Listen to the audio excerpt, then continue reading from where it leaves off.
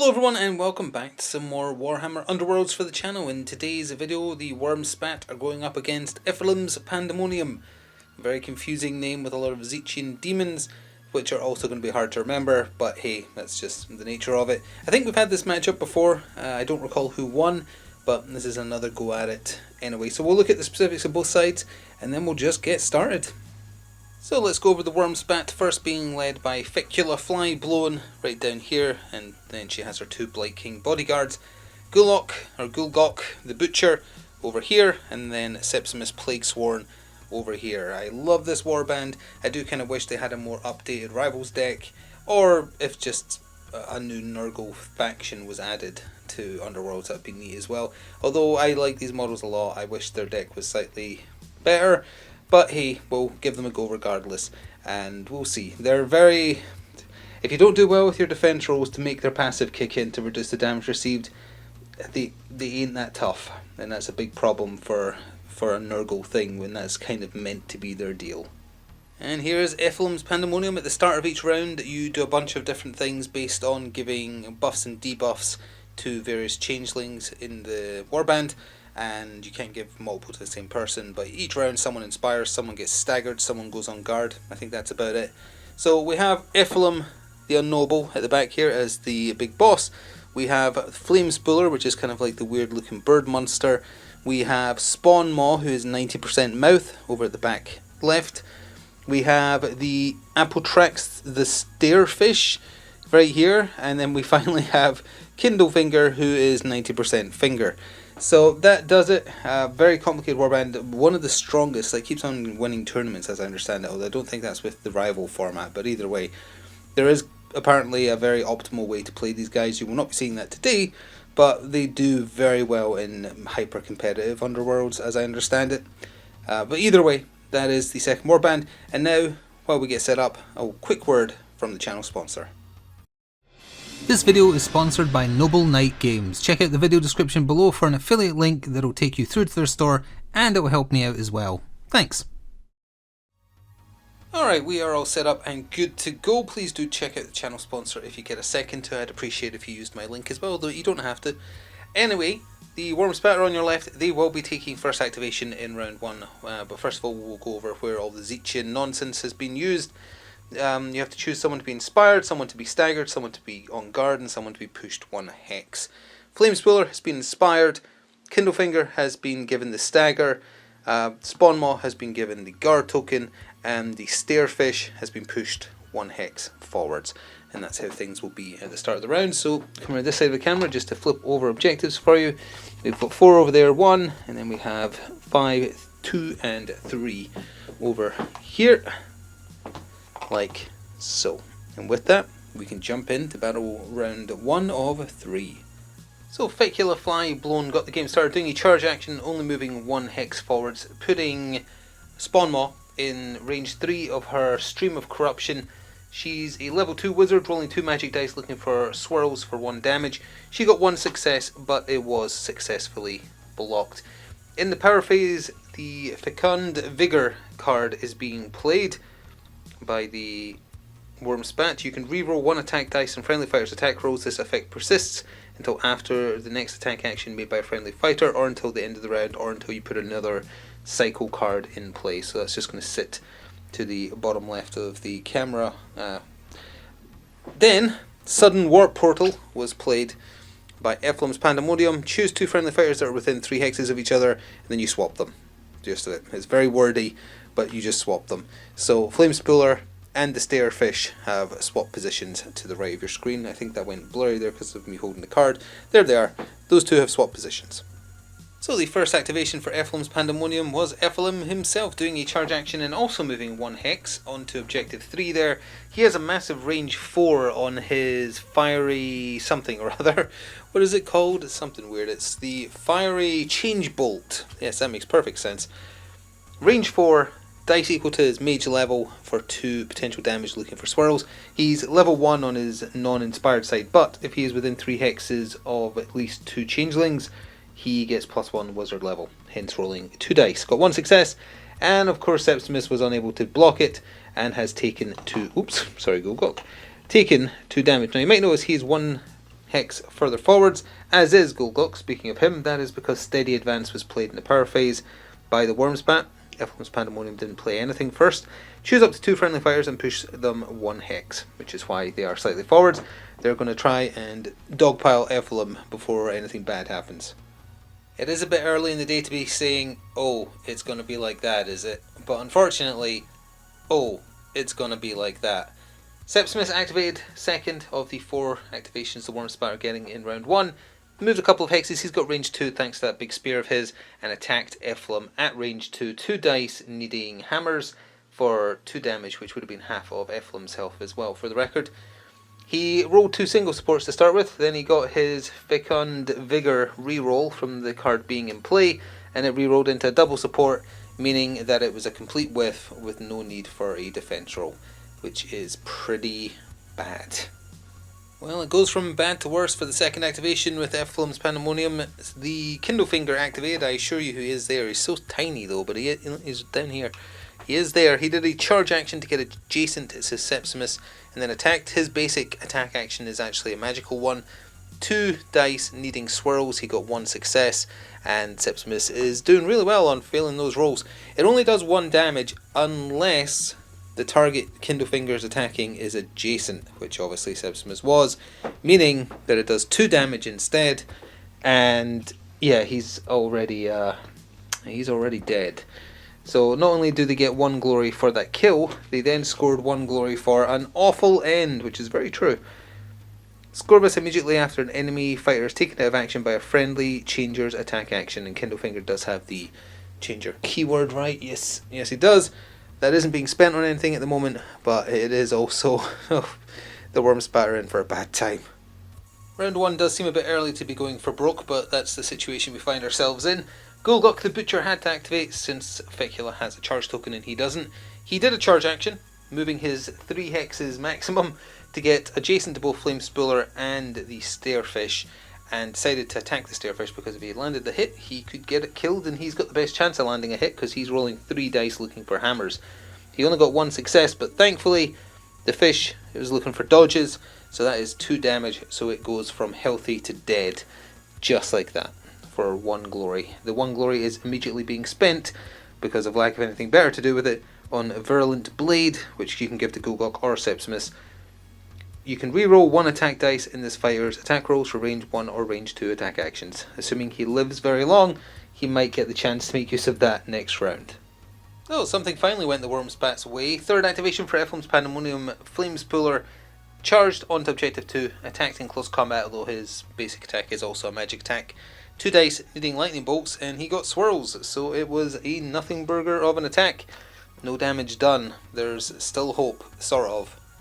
Last activation of the first round for the Wurmspat. Gulgok activated again and did a attack action into Flame Spooler, who forgot that pushing him back was an option and is going to pay for it now.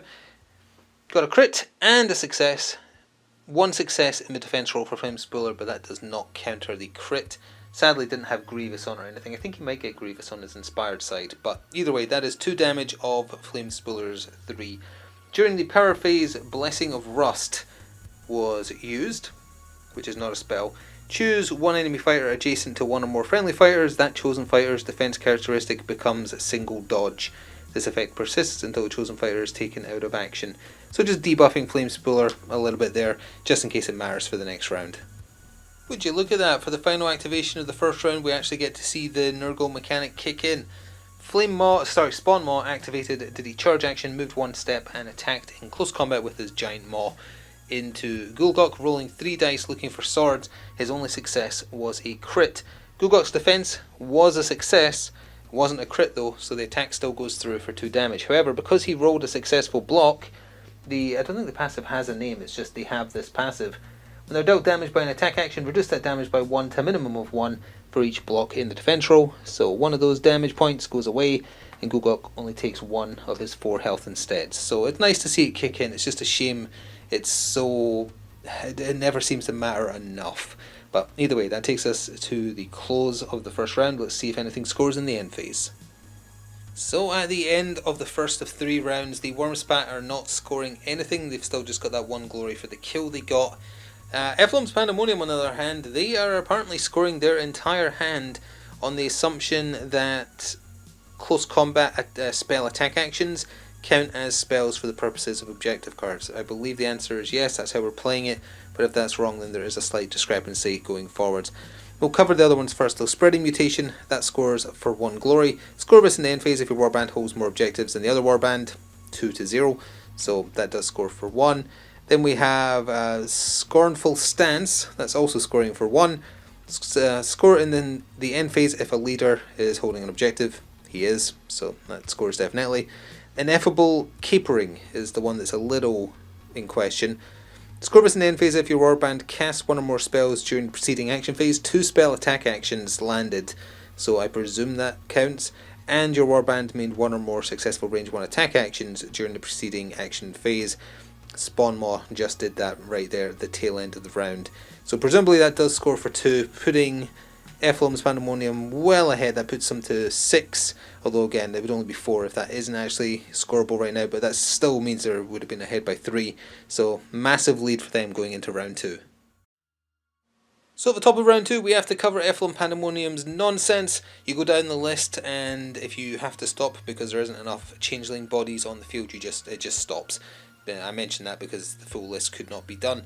You go down in order though, so first things first, you give someone a Inspire, so Spawnmaw has Inspired, then you do a Stagger, Kindlefinger has been Staggered, then you give a Guard token, Flamespuller has been given a Guard token, then you would push one of them 1 hex, but there is no more left, and Ephilim himself, or their self I guess, does not have the keyword, the Changeling keyword, or Changer, sorry, so he cannot move. And they won the roll-off, so they will be activating first. They've definitely got the advantage. Let's see what they do with it. Well, that was a very busy first activation, and you might notice there's a lot of cards because there was a massive back and forth in the power phase for this first activation, despite the activation itself being fairly boring. Kindlefinger activated and did a move action. That's literally it. Moved from up here onto objective 1 right here. Done. But then it came to the power phase, so then the back and forth started. It began with Bolt of Zeech from Ephilim casting it. Gambit spell, you need 1 lightning bolt, and also he is still within 3 hexes of 2 changers, if you're curious, he was rolling 2 dice. Choose an enemy fighter within 4 of the caster, deal 1 damage and stagger the chosen fighter. It'll kill you if you're lucky. So, did that on Golgok and managed to do it, so 1 more damage to him plus stagger. Then, I have to do this in order, it's back and forth. Rampant Disease was attempted by the Wurmspat. Roll 1 attack die for each enemy fighter adjacent to 1 or more friendly fighters. If you roll a crit, you deal 1 damage. Sadly, potential 2 damage there at that time, and nothing was done. Then, Shared Mutations was attempted. You need 2 lightning bolts. If cast, deal 1 damage to an enemy fighter. Every enemy fighter that's adjacent to 1 or more friendly fighters. That one didn't get cast, so nothing there. Unnatural Vitality was then used by the Wurmspat. It goes on like this for some time. +1 move to friendly fighters. This effect persists till the end of the round, or if you play another cycle. Just played it. Then, Summoned Abomination was played by Ephilim's Pandaemonium, needing 1 lightning bolt. If cast, place a friendly changer that is out of action on a starting hex in your territory. That one, of course, did go off, so welcome back to the fight, right here. The Stairfish, Apple Tracks, whatever he's called. So he's back in Pog form, and that took a while. First activation for the Wurmspat in round 2, Golgok activated and simply did an attack action into Flamespuller, managing to get a success and a crit, which got through his guarded defensive reroll, which he was looking for 1 dodge thanks to the Blessing of Rust that had been given to him. It applies until the fighter's out of action, and that's just what happened. He had 1 health left, he took 2 damage, he is out of there for 1 glory, which was then spent to give Unstoppable Tread to Fecula, which is just a reaction after you finish their activation. You can push them 1 hex. But that is them up 1 more point, 2 still trailing 6, but hey, it's a start. Golgok gets to hang in there. Second activation for Ephilim's Pandaemonium was Ephilim himself doing his, fiery change bolt, that's the one, to try and do the last 2 damage needed to kill Golgok. Needing swirls, still getting a buff to his mage level thanks to having 2 changers within 3 hexes, but that wasn't good enough. He whiffed it entirely for no damage. Oh, it's on now. Gogok activated again because he has the opportunity to, and neither of them charged. Initiating an attack action into the recently respawned Stairfish, getting 2 successes and a crit. Nothing he can do on a single defense dice, that's 2 damage. He doesn't have anything that reduces damage, right? His Kindlefinger does. He has something that reduces his damage by 1. Nope, he does more damage if he has no move or charge tokens, and he can hypnotise people. But neither of those things save him from dying again. So that is one more glory for him dying, which is being spent on the Wretchling upgrade for Fecula. It is her little pet that's actually on her, like she's modelled with this. Each time this fighter attempts to cast a spell, after the casting roll you can change one of the symbols rolled to the lightning bolt. In addition, this fighter cannot be dealt damage by backlash, which is what happens if you roll 2 crits on a spell. It's like, oh, what was that mechanic in 40k called? Perils of the Warp, that's the one. It's been many years. Third of 4 activations for Ephilim's Pandaemonium. Spawnmaw activated, did a charge action onto objective 5, and I think he only has this attack on his inspired side. He does actually get a warp flame attack or warp lash. Range 3, 3 dice for 1 damage, or plus 1 damage if the target is large, i.e. 5 or more wounds. And he was looking for swirls, so unfortunately for him, he rolled 3 lightning bolts and nothing happened. This is the only chance the Wurmspat are going to get to help pull this back, I think, with the bad rolls that the Pandaemonium have been having this turn. Fecula finally decided it was time to quote-unquote spring into action, activating as the third of 4 in round 2 for the Wurmspat, doing a charge action. I think she moved 2 hexes north, and then did her spell attack action, her Stream of Corruption, onto Kindlefinger, getting 1 success, which he was unable to block. Now, it only does 1 damage, he only has 2 health, but didn't kill him. However, it does meet the Inspire condition for the Wurmspat. 3 or more enemy fighters are out of action and or have 1 or more wound tokens. Kindlefinger has a wound token, and Flamespuller and Stairfish are out of action. So they have now both inspired, the 2 survivors. I don't think that makes... no, neither of them get more health, but Gogok's defense roll is now stronger. Last activation of the second round for the Pandaemonium was Ephilim himself opting to use his bonking staff, whatever it's actually called, warp staff, yep, on Gogok. Range 2, 2 dice, needing hammers for 2 damage. Would have been enough to kill him if it went through. He got 1 success, all said and done, after taking into account the stagger, and Gogok was able to successfully block it. I'm choosing to believe it's thanks to him inspiring. That was the bonus die in my headcanon, and that's what kept him alive. But there's obviously no way to know that for sure. Either way though, he is living to the last round, amazingly. Oh, and to end off the second round, Gogok came out swinging. He had to activate because Fecula had a charge token and he didn't. He charged his mighty 3 hexes over to Kindlefinger, looking for an easy kill, because it doesn't matter that he reduces damage if he only has 1 health left. And he rolled again 2 successes. Whoops, sorry, I just knocked it, but it was a success. And a crit. And although Kindlefinger got 1 success on his 2 dodge dice, it didn't matter. He has been obliterated from space for their 4th glory, which is certainly a turn of events. So now it's just Ephilim and Spawnmaw left on the table against Fecula and Gogok as we go into the end phase of the second round. Well, things actually turned around a little bit there for the Wurmspat, but we've still got 1 more full round to go, so who knows what's going to happen. Both sides are scoring cards in the end phase. Faithful Reward for the Wurmspat is the first card scored that we're going to cover. Hopefully it will come into focus. I think it is now. Scorvus in the end phase if each surviving friendly fire is inspired. They are indeed, so there's 1 glory for that. And Cycle of Decay scored early on thanks to that back and forth at the start of the round. Scorvus in the end phase if you played 2 or more cycle ploys in the preceding action phase. Played exactly 2. Now, Rampant Spellcasting is scoring for 2 for Ephilim's Pandaemonium. Scorvus in the end phase if your warband casts 3 or more spells in the preceding action phase. We don't need to worry about the second part because the first part is very true. That back and forth in the power phase alone basically covered it, even if you don't count spell attack actions done during the turn.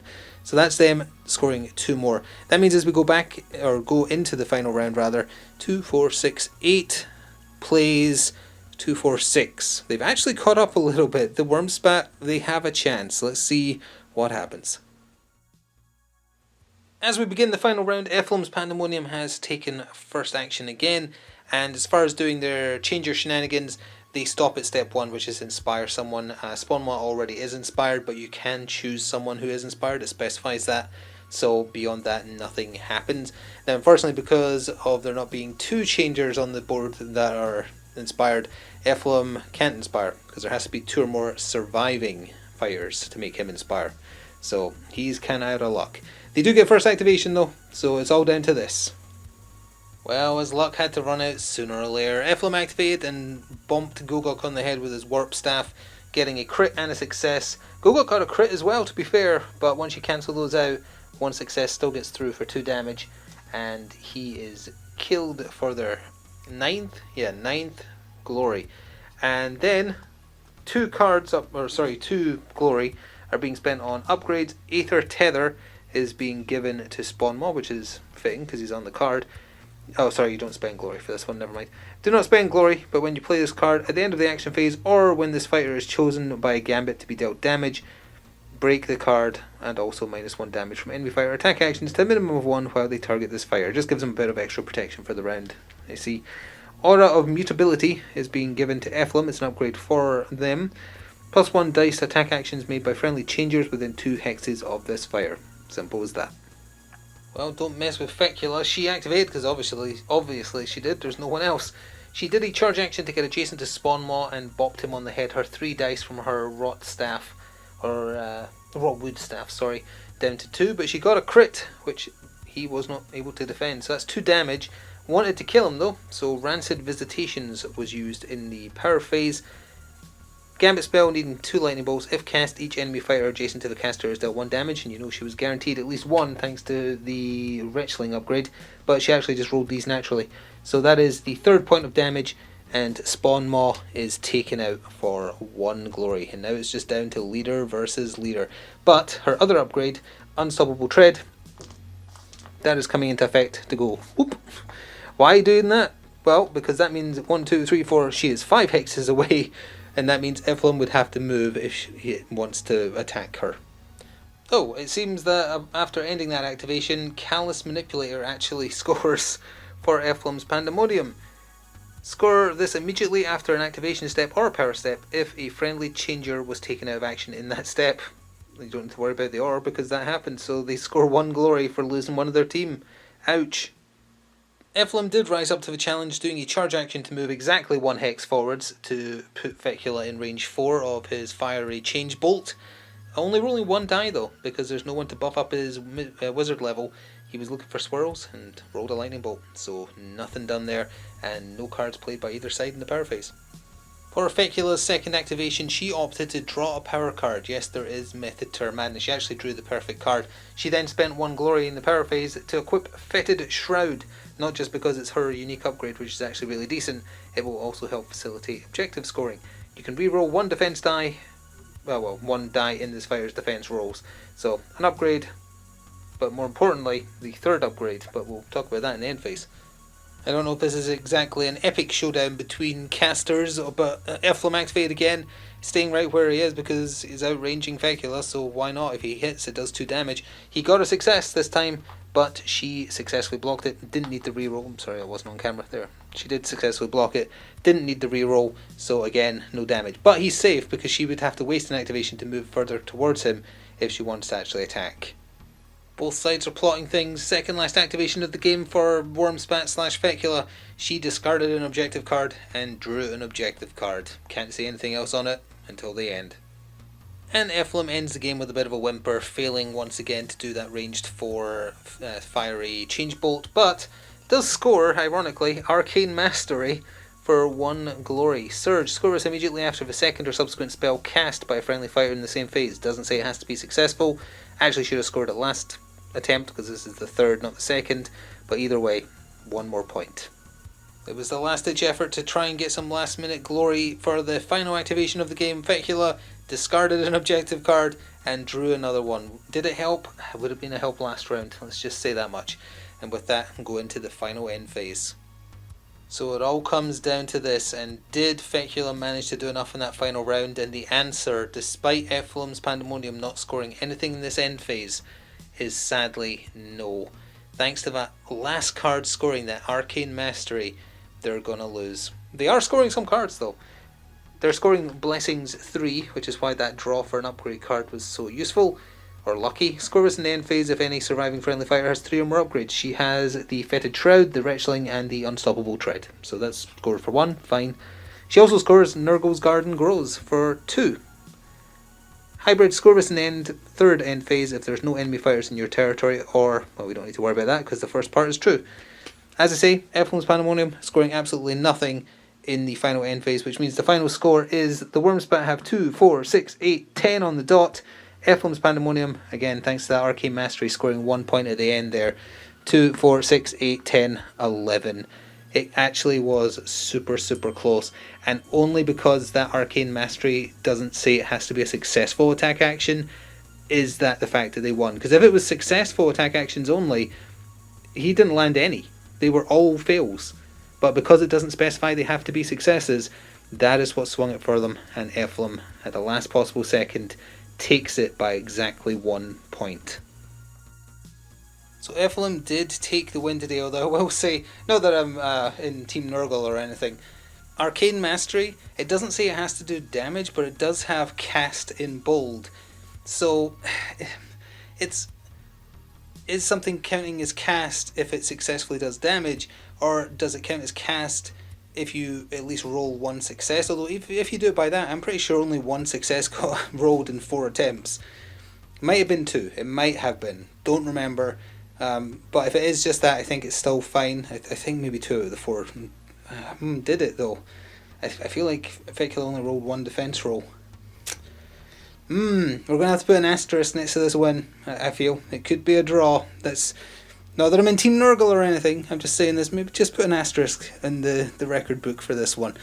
Anyway, thank you very much for watching. I hope you enjoyed. Please do remember to show your support if you would like to see more.